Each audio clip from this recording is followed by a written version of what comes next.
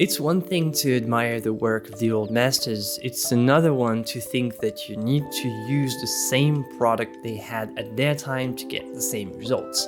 You don't, and I'm going to try to dismantle the strange fetish surrounding old masters' so-called secrets in the world of figurative art, oil painting in particular.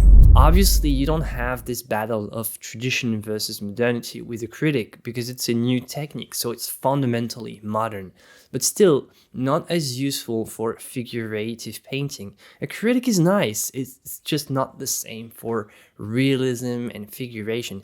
I would say that acrylic is king of abstraction and texture effects, whereas oil is still the long-reigning king of realism and figuration, which means that painters today are still part of a very long tradition that goes back all the way to the early Renaissance, which is pretty cool for a lot of people interested in art. It's very flattering, it really counts, and this tradition is a source of great pride. That's why, in my opinion, people tend to idealize the work of the old masters. There is always so much mystery in this old work, and you always read about this or that, about these ancient artists using mysterious techniques. Like this one was using amber in his medium, this other was using an old pigment that almost disappeared today, or a special egg temperate technique with wine, which is pretty cool.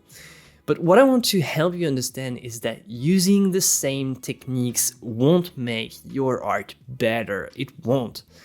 In the end, what matters is that you put the right amount of paint at the right spot. Not that your paint has this specific medium or uses this specific technique over this other.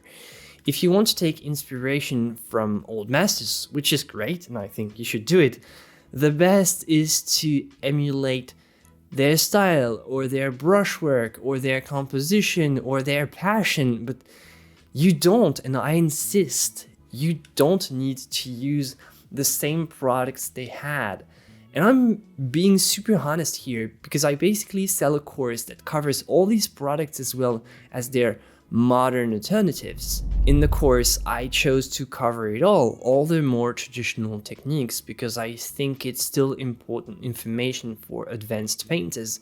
But in real life, if someone asks me, I always suggest to use modern products.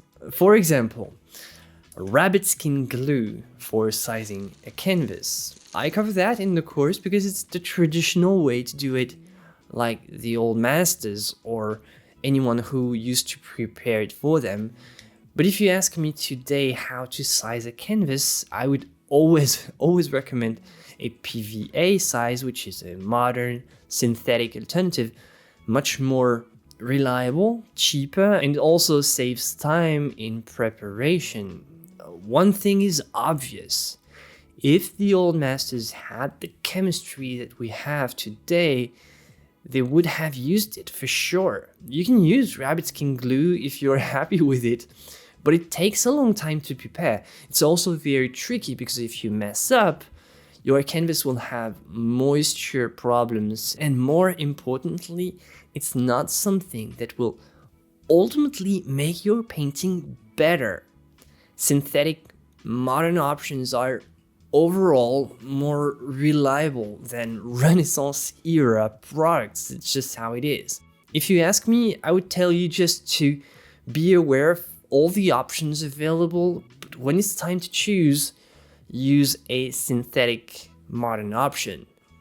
Another argument that the defenders of traditional old masters' secret tell is that these products have gone through the test of time.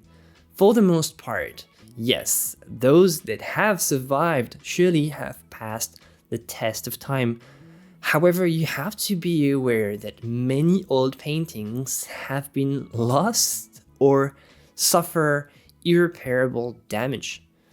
Some old masters had their own secrets that were really not good. They worked for a while, but they proved to be detrimental over time. Like Da Vinci's Last Supper, it turns out that painting with oil wasn't right for a mural painting, and it deteriorated soon after its completion. You have other examples of artists messing up the archivability of their paintings, like French artist Pierre-Paul Prud'hon, one of my favorites. Well known for his drawings, and unfortunately many of his paintings are fatally damaged because of one of his secrets, quote unquote.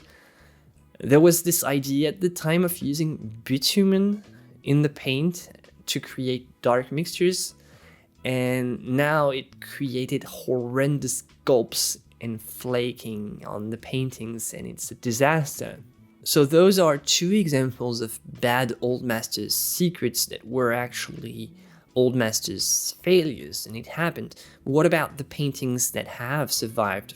For most of them, they are fine, so what the old masters were doing and using was generally good enough to pass the test of time.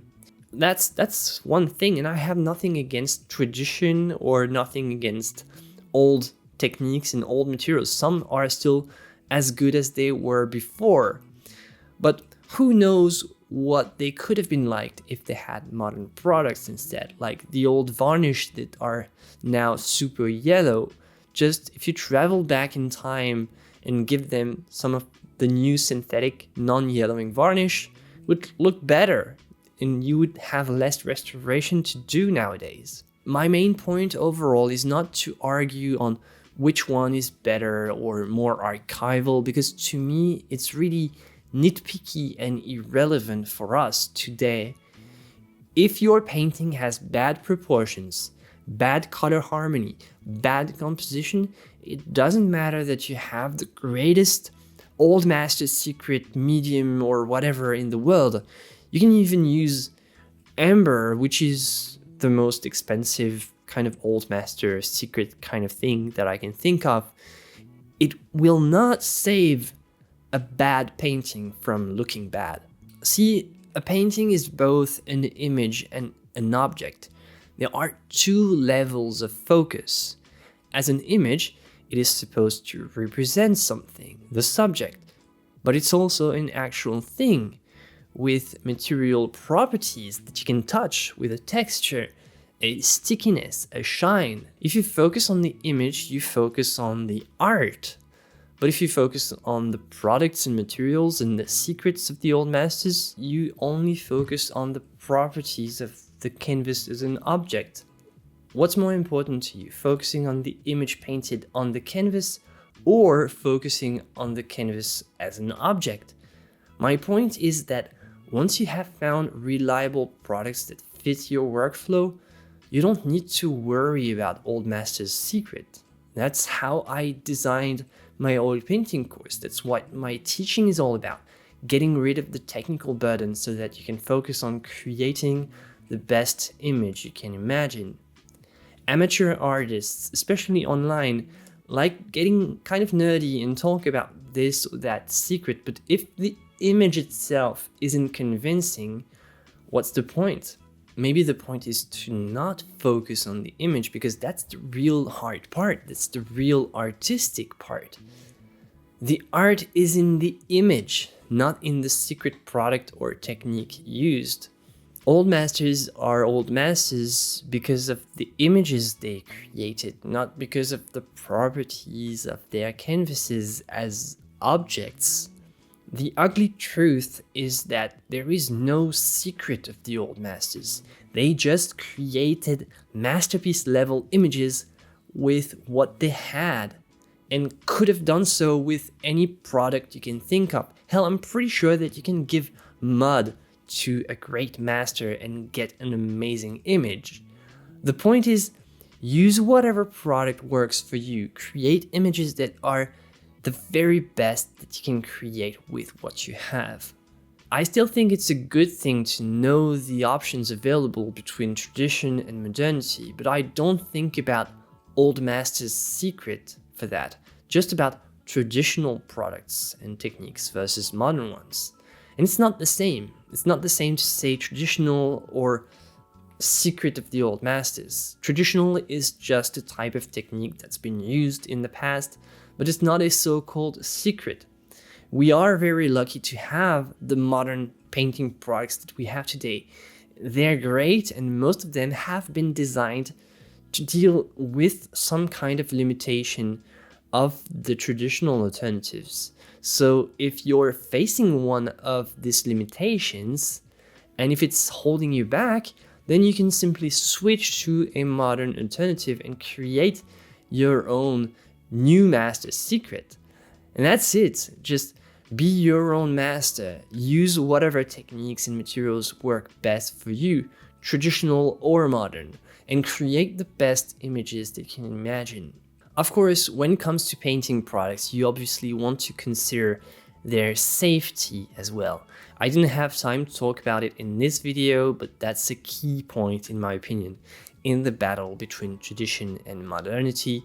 And I have an entire video on this subject covering all the safety precautions one needs to know to paint with oils, so you can click here to watch it, and I'll see you for the next one. Thank you to everyone supporting my work on Patreon, and as always, joy and inspiration to you.